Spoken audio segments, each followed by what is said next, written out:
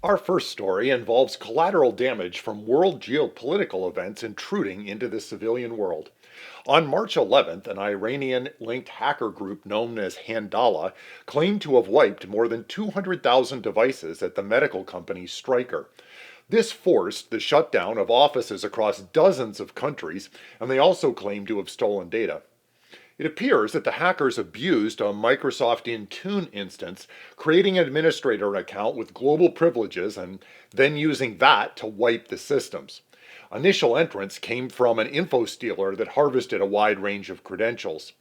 Stryker is restoring systems and has declared that all of its products are safe to use and that the presence of its representatives do not pose a risk inside of hospitals.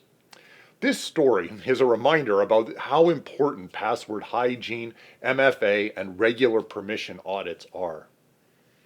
Meanwhile, a SharePoint vulnerability that Microsoft reported and fixed in January has now been exploited in the field.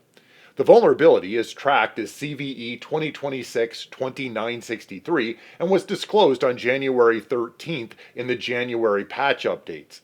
The issue affects SharePoint Server 2016, 19, and the subscription edition, and it basically revolves around a network-based attack in which an unauthenticated attacker could write arbitrary code to inject and remotely execute code on the SharePoint server. If you don't have automatic updates turned on, you will want to make sure that you install the January security update. So far, we've been reminded of the importance of managing user credentials, and the second story reinforced the discipline of good patch management.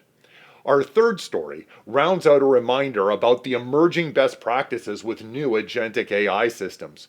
Meta recently had a rogue AI agent expose sensitive data to too broad of an audience.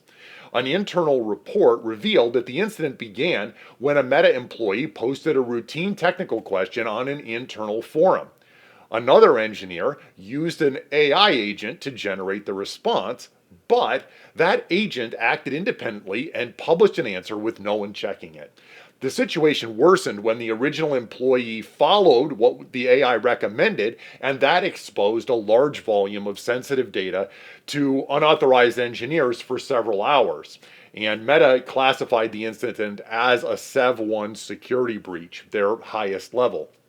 The story is a reminder that agents still live in the land of unintended consequences. I know that we've been having a lot of conversations with companies about how to isolate agents and LLM instances both. That's all for this week. If you're headed to the RSA show, you can catch us at booth 4618, and if you're watching this after the show and have an AI isolation need, we'd be happy to share what we're learning. Stay safe.